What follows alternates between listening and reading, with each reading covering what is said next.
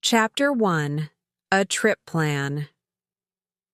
It was July 1956. Stevens, the butler of Darlington Hall, thought more and more about taking a trip. His new employer, Mr. Faraday, had suggested it. Mr. Faraday was an American gentleman who had recently bought Darlington Hall.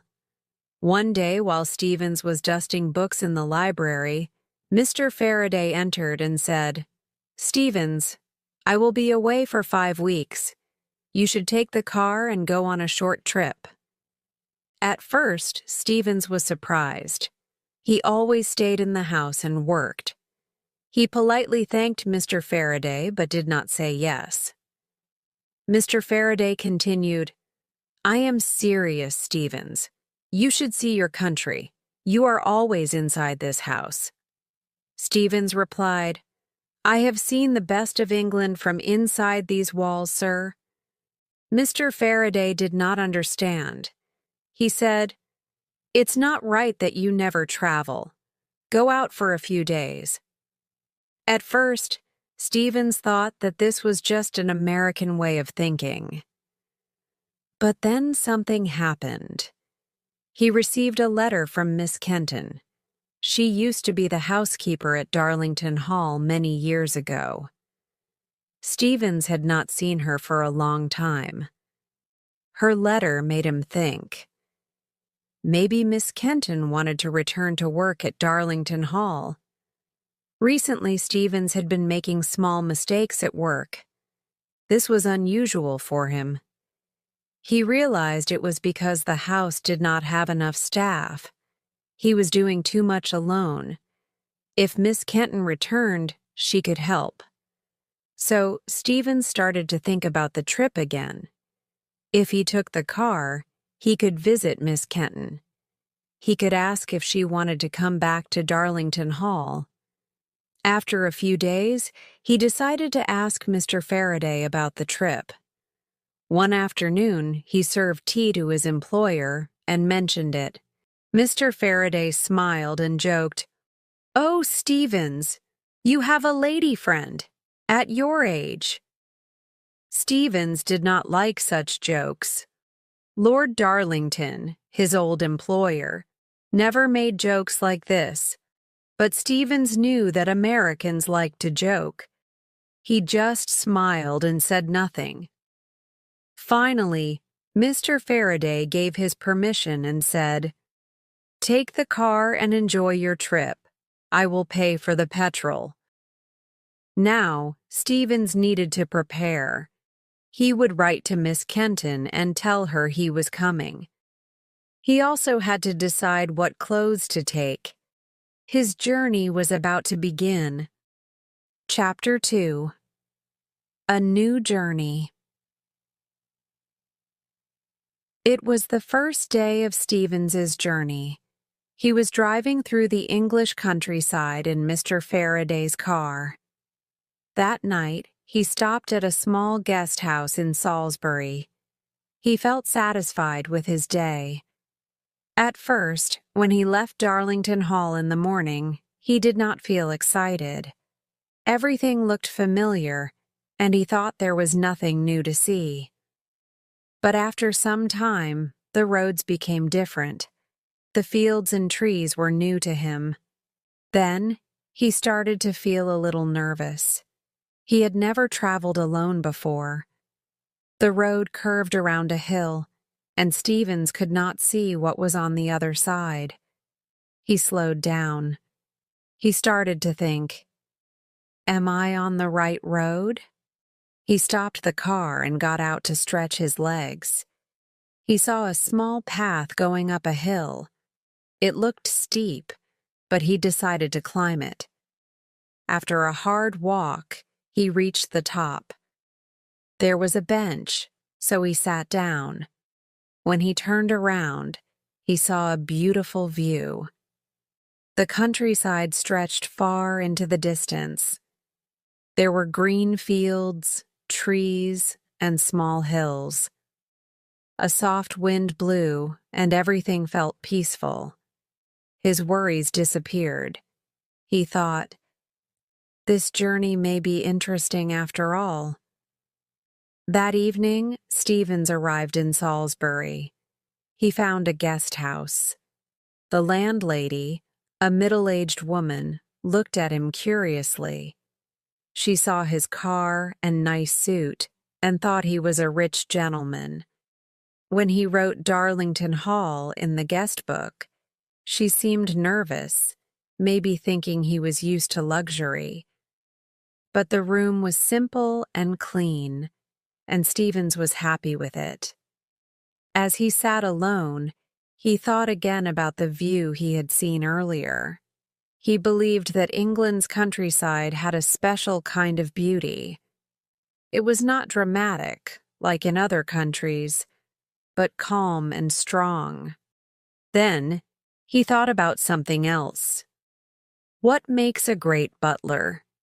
He believed that the most important quality was dignity. A great butler must always remain professional.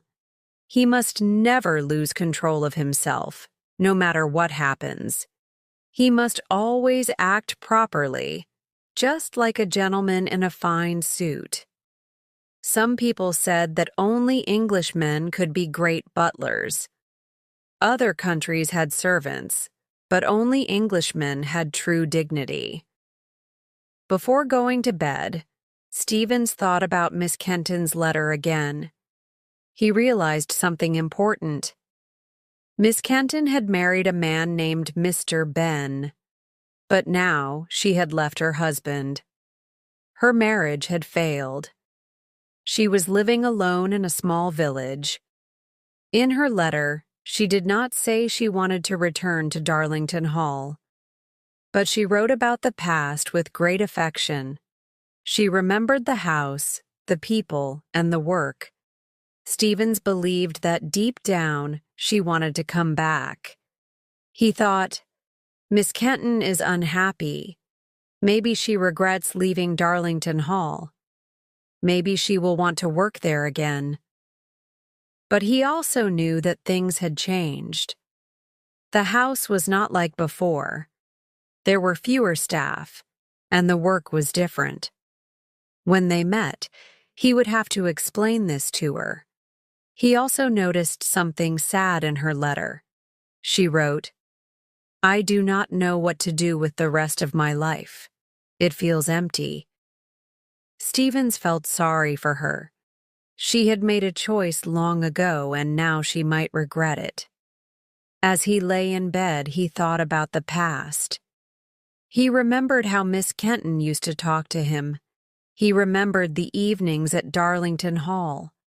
And he remembered one special moment long ago. One evening, Miss Kenton had stood by a window, looking down at the garden. She had called him over. He joined her, and they both looked down. There, outside, was his father. His father walked back and forth in front of the summer house.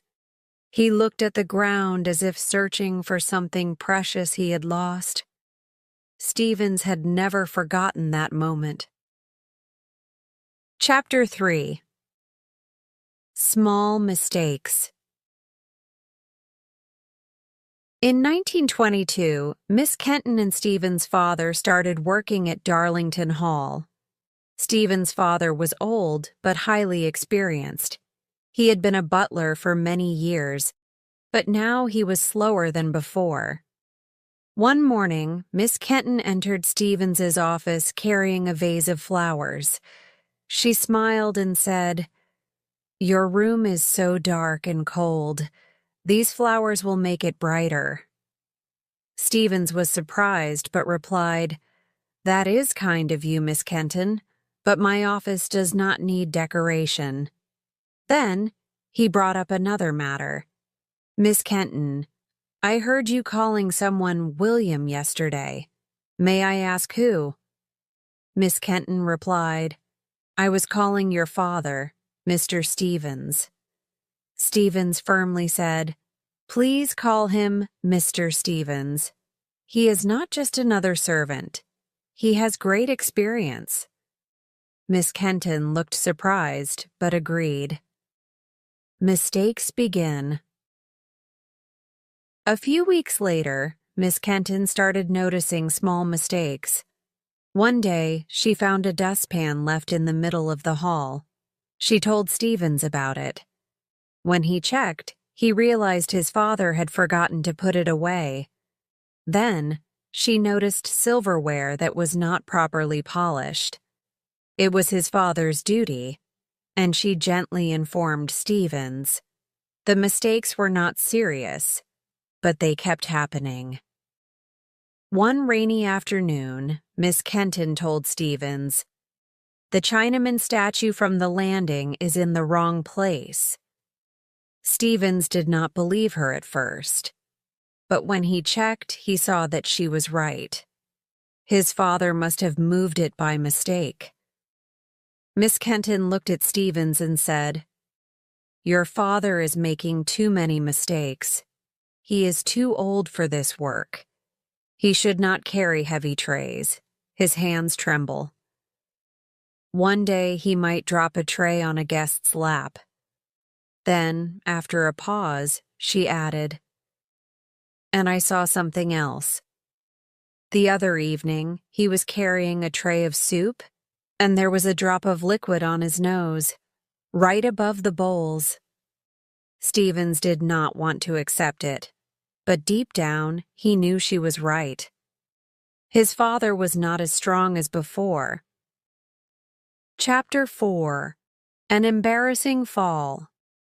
2 months after Miss Kenton spoke about his father's mistakes, Lord Darlington called Stevens to his study.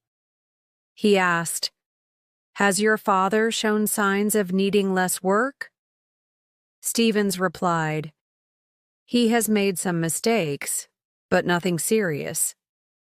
Lord Darlington reminded him, "We cannot afford accidents, especially before the conference." His father's fall. A week earlier, Stephen's father had been carrying a tray to the summer house when he suddenly fell on the steps.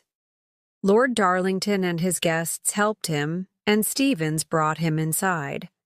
The doctor arrived and his father recovered, but the accident was worrying, a hard decision. The next morning, Stevens told his father that his duties would be reduced. "You will no longer serve at the dining table or carry trays." His father, showing no emotion, replied, "I have served at table every day for 54 years. Stevens left, knowing it was the right decision, though painful. A sad sight. That evening, Miss Kenton called Stevens to a window. They looked outside and saw his father slowly walking up and down the summer house steps, staring at the ground.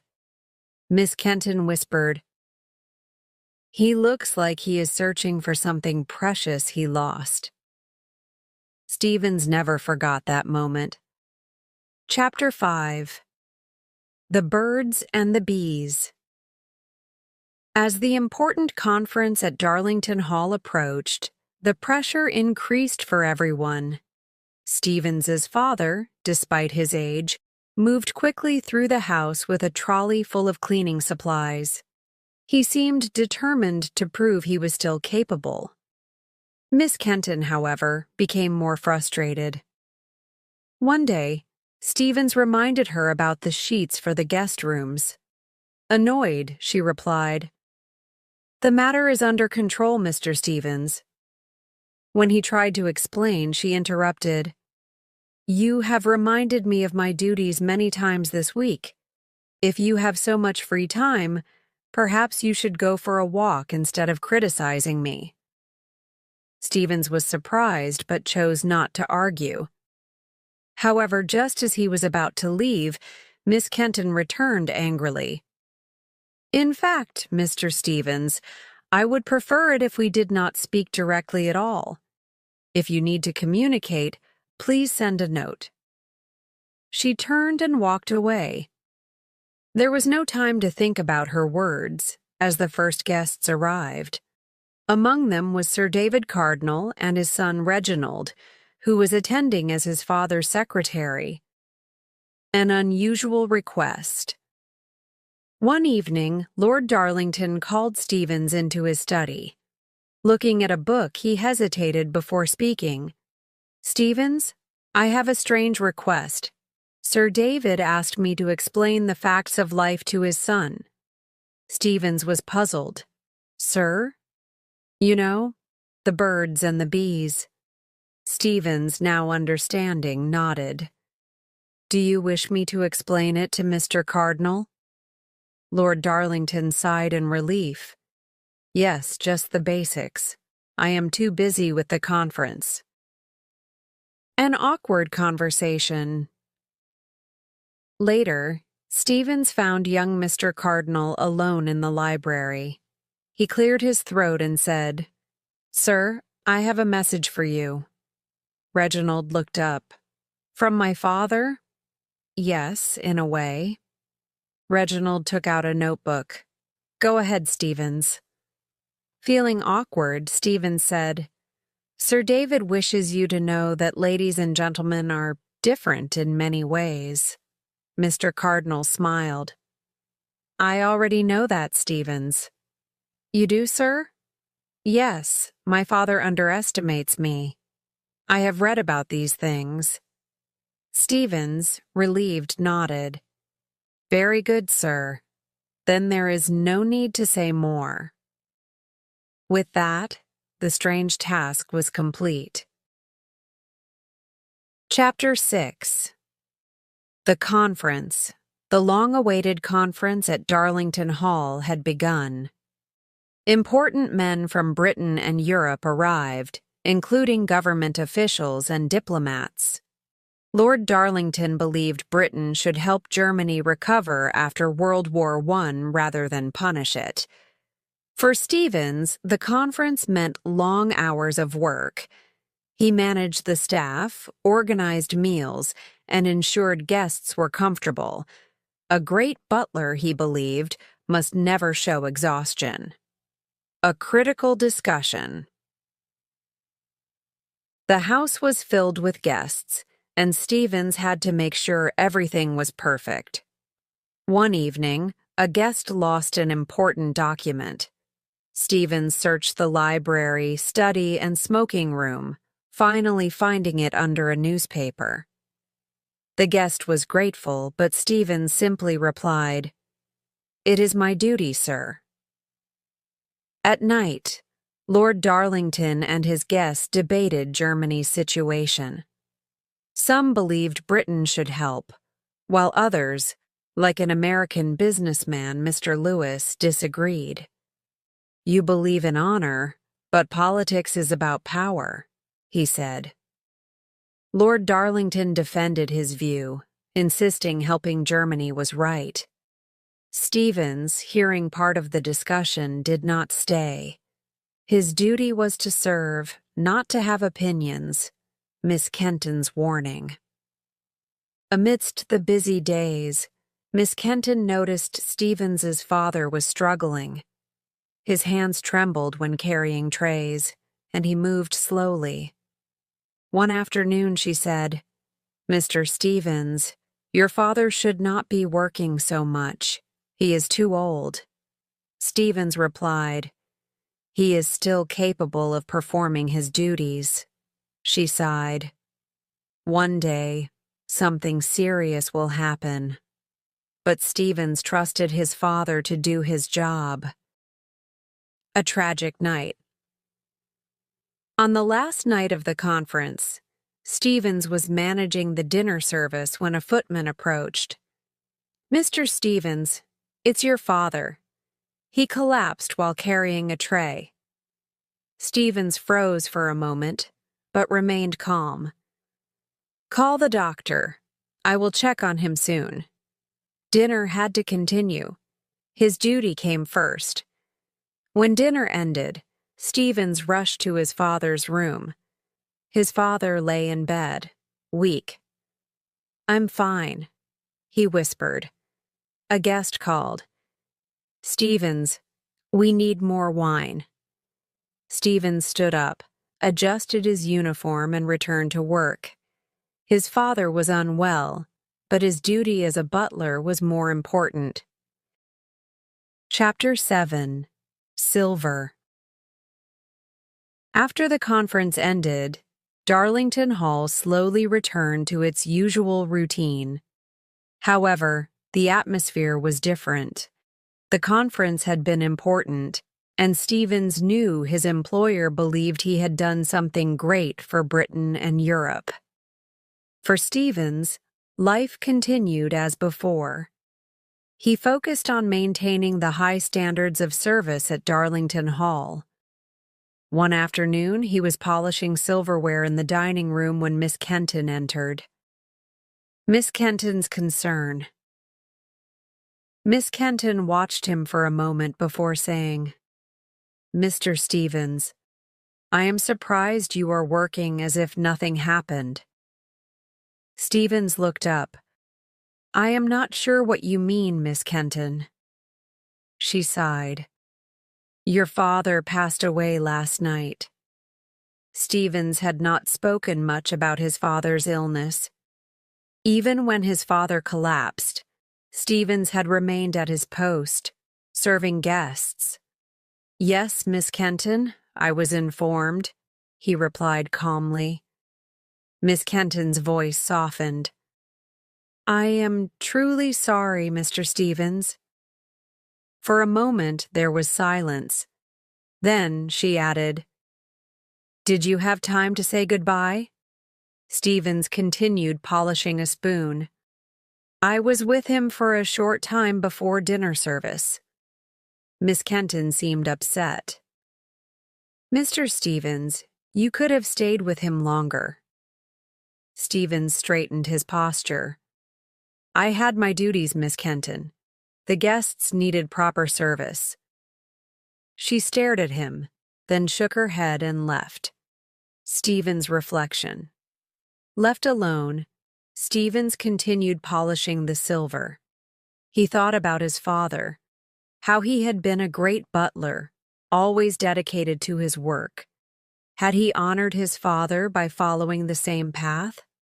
Or had he failed as a son? But Stevens did not allow himself to think too much. A great butler does not show emotion. His duty was to serve, and that is what he would continue to do.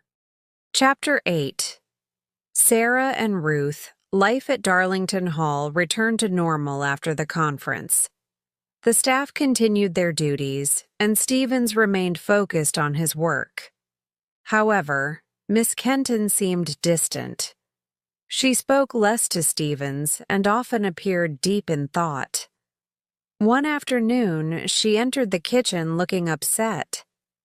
Stevens, noticing her expression, asked, "Is something wrong, Miss Kenton?" She hesitated before replying, "Sarah has left." Sarah was one of the young housemaids. She had worked at Darlington Hall for some time but had recently seemed unhappy. "A sudden departure," Miss Kenton explained. "She left without giving notice. She didn't even collect her wages." Stevens frowned. "That is unprofessional. Why would she do such a thing?" Miss Kenton sighed. "She has run away with the footman, William." Stevens was surprised. "I had no idea they were involved." Miss Kenton shook her head. "You wouldn't notice such things, Mr. Stevens, but I did. They were in love, and now they have left together." Stevens was more concerned about the disruption to the household. "This is very irresponsible. We are already short on staff." Miss Kenton gave him a tired look. "Do you ever think beyond duty, Mr. Stevens? These are people, not just workers." A conversation about life. That evening, Miss Kenton brought up another matter. "Do you remember Ruth, the other maid who left last year?" Stevens nodded. "She wanted to get married." Miss Kenton smiled slightly. Yes, and I recently received a letter from her. She is happy, Mr. Stevens. She has a husband and a family now. Stevens remained silent. Miss Kenton studied him and said, Sometimes I wonder if I made the right choices in life. Stevens replied carefully, We all do what we believe is best. She sighed. Perhaps. Then she turned and left. Stevens continued with his work, but her words stayed with him. Chapter 9. Lisa. One afternoon, Miss Kenton entered the pantry looking frustrated. Stevens, who was organizing the silverware, noticed her expression and asked, Is something the matter, Miss Kenton? She sighed. Lisa has left. Lisa was a young maid who had recently joined Darlington Hall. Miss Kenton had taken special care in training her and had high hopes for her progress. A disappointing departure, Miss Kenton explained. She ran away with a young man from the village. Stevens raised an eyebrow. Without notice? Miss Kenton nodded. Yes. After all the time I spent training her, she just left without a word. Stevens remained calm. It seems to be a pattern these days. Miss Kenton frowned. Do you not find it sad, Mr. Stevens? He adjusted the cutlery. It is unfortunate, but we must move forward. There is no time for regret. Miss Kenton shook her head. Sometimes I wonder if people like Lisa are right to follow their hearts. A difference in thinking. That evening, while arranging the dinner table, Miss Kenton brought up the topic again.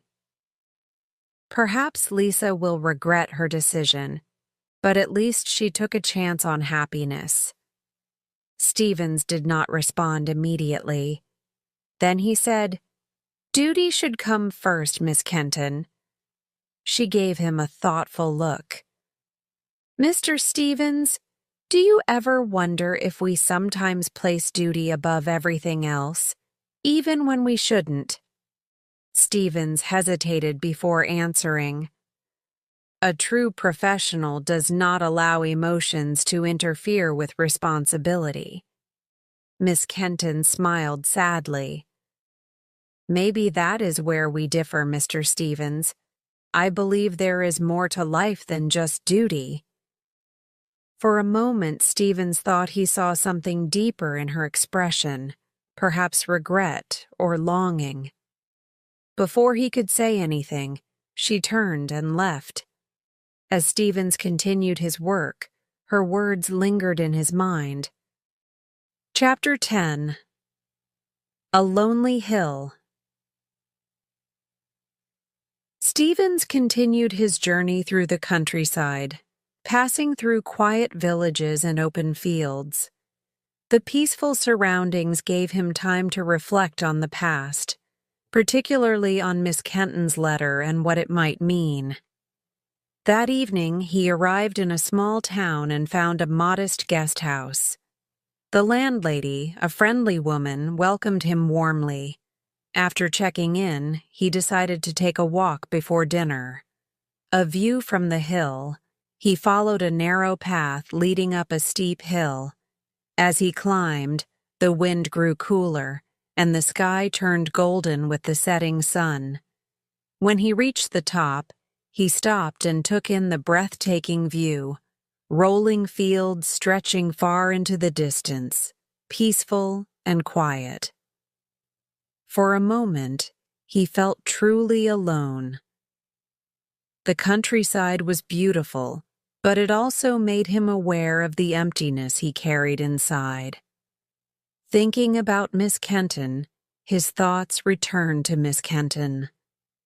In her letter, she spoke of her past at Darlington Hall with warmth and nostalgia, but Stevens wondered, was there regret in her words? Had she truly been happy since leaving? He had always believed in dignity and duty, never allowing emotions to interfere with his work. But standing on that lonely hill, he questioned whether he had made the right choices. Had he, like Miss Kenton, sacrificed something important? A rare moment of doubt. The wind blew gently, rustling the grass around him. Stevens realized how much of his life had been spent serving others, never considering his own happiness. As the sun dipped below the horizon, he turned and made his way back down the hill. Tomorrow, he would continue his journey. But tonight, for the first time, he allowed himself to feel something unfamiliar. Doubt. Chapter 11. Secrets. Stevens continued his journey, but his thoughts remained on the past. Miss Kenton's letter had stirred emotions he rarely allowed himself to feel. He wondered if her words contained regret, or if he was only imagining it. That evening, he arrived in a small town and checked into a guest house. The landlady was friendly, and the place was simple but comfortable. After dinner, he sat by the window, looking out at the quiet street. A memory from Darlington Hall. As he sat there, a memory surfaced, one from many years ago at Darlington Hall. It was a time when the house was still full of important guests and had a large staff. One day, Lord Darlington had spoken to Stevens in a serious tone. "Stevens, there are certain matters in this house that require discretion." Stevens had nodded. "Of course, sir. A butler's duty is to remain discreet at all times." He knew that many important discussions took place at Darlington Hall, conversations about politics, foreign affairs, and matters that could change the course of history. Yet he never questioned them. It was not his role to ask or to judge. Miss Kenton's observations. Miss Kenton, however, had often been curious. She once asked him, "Mr. Stevens, do you ever wonder about the decisions being made in this house?" He had replied without hesitation, "It is not my place to wonder, Miss Kenton. Our duty is to serve, nothing more." She had looked at him for a long moment before saying softly, "Perhaps you are right, or perhaps you choose not to see." A question of loyalty. Now, years later, as Stevens sat alone in the guest house, he thought about those words. Had he truly been blind to certain truths? Had his loyalty to Lord Darlington prevented him from seeing things clearly? For so long he had believed in duty above all else. But for the first time, doubt crept into his mind. Tomorrow, he would continue his journey. But tonight, the weight of his memories felt heavier than ever. Chapter 12. Miss Kenton's aunt. Stevens continued his journey, drawing closer to the town where Miss Kenton now lived. His thoughts were filled with memories of her time at Darlington Hall. One particular memory stood out, a time when Miss Kenton had briefly left the house due to a family emergency. Miss Kenton's sudden departure. Years ago, Miss Kenton received a letter informing her that her aunt, the only family she had left, was seriously ill. She came to Stevens and said, "Mr. Stevens, I must leave for a few days. My aunt is unwell." Stevens remained professional. "Of course, Miss Kenton. I will make the necessary arrangements for your absence." She looked at him as if expecting more, perhaps concern or sympathy, but he simply nodded and continued his work. She left the next morning, and the house felt different without her presence. Her return to Darlington Hall. A week later, Miss Kenton returned, but something in her had changed. She seemed quieter, less cheerful. Stevens noticed but did not ask any questions. One evening, as they prepared for an important dinner, she suddenly said, "My aunt has passed away." Stevens looked up but responded only with, "I am sorry to hear that, Miss Kenton." Then he continued polishing silverware. She sighed. "That is all you have to say, Mr. Stevens." He hesitated for a moment but then replied, "We must continue with our work, Miss Kenton." She shook her head and left the room. A missed opportunity. Now, as Stevens drove through the countryside, he thought about that moment. Had he failed to offer comfort when she needed it? Had his dedication to duty prevented him from being a true friend? Perhaps this was one of the many small moments that had pushed Miss Kenton away from Darlington Hall, and from him. The thought unsettled him. Tomorrow he would finally see her again. But what would he say? Chapter 13. A difficult evening. As Stevens continued his journey, he found himself thinking more and more about Miss Kenton. He would soon see her again after many years. Would she still be the same? Would she regret leaving Darlington Hall? That evening, he stopped at a guest house for the night. After dinner, he sat alone, reflecting on an evening long ago when Miss Kenton had seemed troubled. An evening conversation. It had been a quiet evening at Darlington Hall. Most of the guests had retired early, and only a few staff remained awake. Stevens was reviewing household matters when Miss Kenton entered the room. She hesitated before speaking. "Mr. Stevens, do you ever wonder if we have made the right choices in life?" Stevens looked up, surprised. "I am not sure what you mean, Miss Kenton." She sighed and sat down across from him. "I sometimes think about leaving service, about having a different life." Stevens adjusted his posture. "You are an excellent housekeeper, Miss Kenton. Your work here is valuable." She smiled faintly, but shook her head. "That is not what I mean. I mean having a home of my own, a family." Stevens remained silent for a moment, then said, "This profession requires dedication. Not everyone is suited for it." Miss Kenton studied him carefully. "And you, Mr. Stevens? Have you ever considered a different life?" He straightened his uniform. "I have always been content with my duties." She nodded but did not seem convinced. After a brief silence, she stood up. "Good night, Mr. Stevens." As she walked away, Stevens felt something he could not quite explain, but he quickly pushed it aside. His duty was all that mattered. Regret in the present. Now, sitting alone in the guest house, Stevens wondered, had that been the moment when he lost something important? Tomorrow he would see Miss Kenton again. But was it too late to say what had been left unsaid? Chapter 14.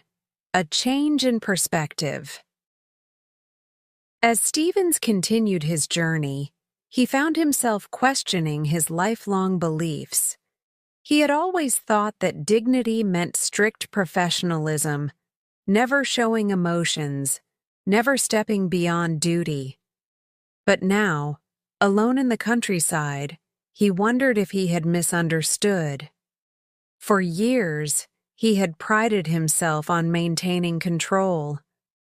Even when his father passed away, he had not allowed himself to grieve. He had continued serving guests, believing that was the right thing to do. But had it been a memory of Lord Darlington? Stevens also thought about Lord Darlington. He had served his employer with absolute loyalty, never questioning his decisions. But in later years, Lord Darlington had been criticized for his political choices. People called him misguided, even foolish. Stevens had defended him at the time. His lordship always acted with good intentions. But had he been blind to reality? Had he ignored the truth simply because it was his duty to serve? Miss Kenton's influence. Miss Kenton had often challenged him. She had told him, "You never allow yourself to feel, Mr. Stevens." He had dismissed her words, believing emotions had no place in his profession. But now, as he approached the town where she lived, he wondered, had she been right all along? Perhaps dignity did not mean shutting oneself off from life. Perhaps it meant knowing when to hold on to duty and when to let go. A quiet resolution. Sitting alone in his guest house, Stevens felt something shift inside him. He had spent his life believing he had made the right choices. But had he missed something important? Tomorrow he would see Miss Kenton again. He was no longer sure what he would say, but for the first time he was willing to listen. To her, and perhaps to himself. Chapter 15. The Meeting. The day had finally arrived. Stevens was about to see Miss Kenton, now Mrs. Ben, after so many years.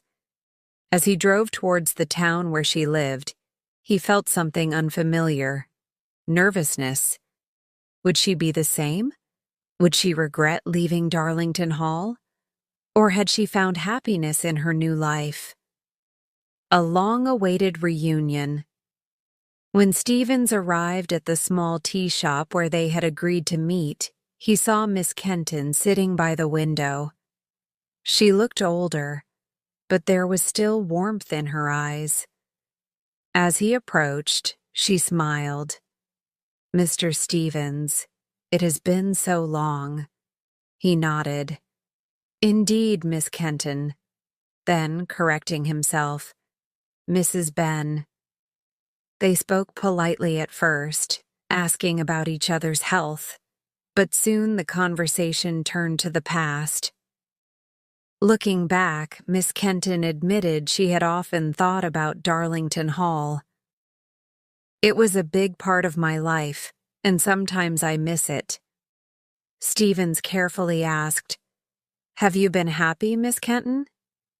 She hesitated, then said, "There were times I thought I made a mistake in leaving, but in the end, I have come to appreciate my life."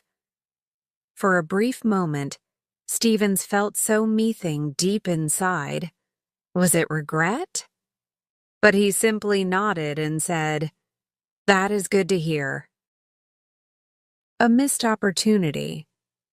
As the conversation continued, Miss Kenton spoke softly.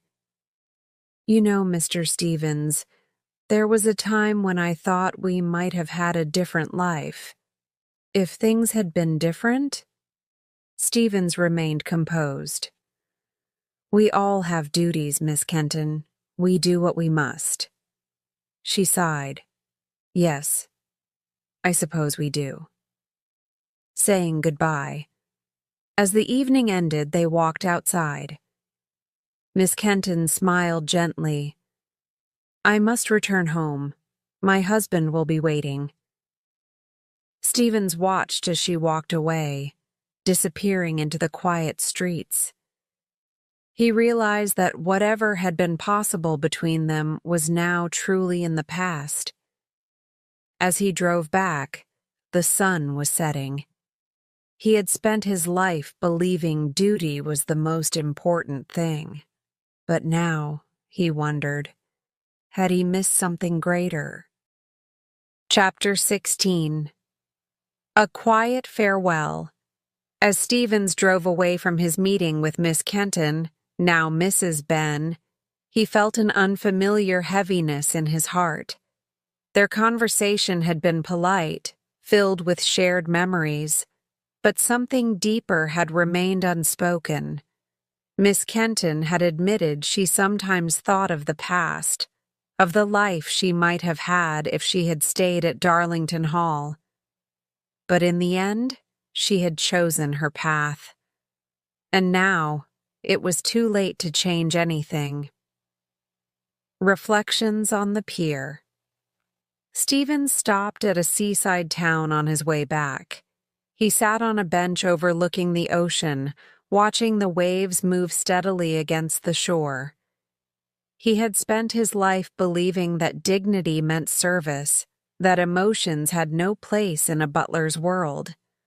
But now, as he looked out at the vast sea, he wondered, had he mistaken duty for something else? Had he let his chance at happiness slip away? A conversation with a stranger, an older man sat down beside him. They exchanged a few words, and Stevens found himself talking about his years of service at Darlington Hall. The man listened, then said, "You must be proud. A life spent in service is a life well lived." Stevens hesitated before nodding. Yes, I believe so. But did he? A new purpose. As the evening light faded, Stevens thought about the future. Darlington Hall was no longer the grand house it had once been. His new employer, Mr. Faraday, had a different style. He often joked and expected Stevens to do the same. Perhaps that was something he could learn. Perhaps, even after all these years, he could still change, still find a way to make the most of what remained of his days. Standing up from the bench, he took one last look at the ocean. Then, with quiet resolve, he turned and walked back toward the town, ready to return to Darlington Hall. Chapter 17. The Remains of the Day. As Stevens prepared to return to Darlington Hall, he reflected on his meeting with Miss Kenton. Their conversation had been polite, warm even, but it had confirmed what he already suspected. Some things, once lost, could never be recovered. She had found peace with her life, even if there had been moments of regret, and now he had to do the same. A last thought on regret. Sitting on a bench by the seaside, Stevens watched the sun setting over the ocean. The waves rolled gently onto the shore, steady and unchanging. It reminded him of his years at Darlington Hall, where every day had followed a predictable pattern. For so long, he had believed that dignity meant complete devotion to his role, never allowing emotions to interfere with duty. But had he misunderstood? Had he mistaken loyalty for blindness? Miss Kenton had once hinted that their lives could have been different, that there had been a moment when she had waited for him to say something, to make a choice. But Stevens had never allowed himself to consider such things, and now it was too late. A new beginning. As the evening light faded, Stevens thought about the future. Darlington Hall was no longer the great house it once was. The political figures and important guests were gone. Now it was simply a home for his new employer, Mr. Faraday, an American who preferred a relaxed atmosphere. Perhaps, Stevens thought, he could learn to adapt. Mr. Faraday often joked and expected Stevens to respond in kind. Maybe, in the years he had left, he could try to be more open, to learn the art of small talk, and to allow himself, even in a small way, to enjoy life. Perhaps dignity was not just about service and control, but also about knowing when to let go, making the most of what remains. As he stood up to leave, the street lamps flickered on, casting a warm glow over the quiet pier. He took one last look at the horizon, feeling a quiet resolve settle within him. The past could not be changed, but perhaps the future still held something for him. He straightened his jacket, took a deep breath, and walked away from the pier, ready to return to Darlington Hall. Perhaps, in the time that remained, he could make the most of what was left. Chapter 18. Returning Home. As Stevens boarded the bus that would take him back toward Darlington Hall, he felt an unusual stillness inside him. His meeting with Miss Kenton had not gone as he once imagined it might. There had been no grand revelations, no emotional confessions, only a quiet confirmation that their lives had taken different paths.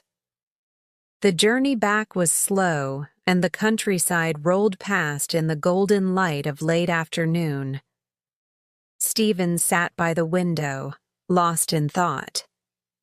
Memories of Darlington Hall. For decades, Darlington Hall had been his entire world. The great banquets, the important guests, the years of devoted service, all of it had defined him. But now, as he returned, he saw it differently. Lord Darlington had once been a respected man, a figure of influence, but his reputation had been ruined by political misjudgments. Stevens had always defended him, refusing to acknowledge any wrongdoing. Now, he questioned whether his blind loyalty had been a mistake. Had he served a cause that did not deserve such devotion? And if so, what had it all meant? A conversation with a stranger.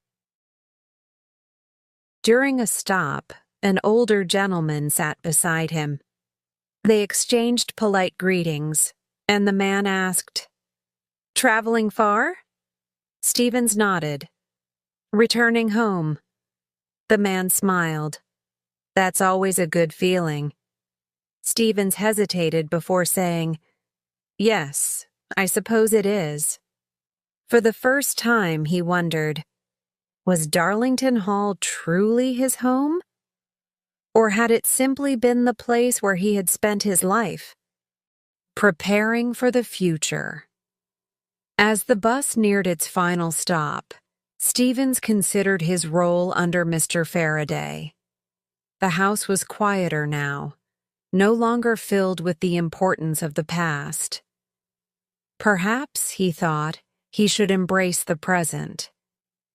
Mr. Faraday often encouraged him to be more light-hearted, to engage in conversation rather than simply serve. Maybe, in the years he had left, he could allow himself to change. As he stepped off the bus, he took a deep breath. The sun was setting, and a cool breeze drifted through the air. Darlington Hall awaited him. And though the past could not be changed, perhaps he could still make the most of what remained.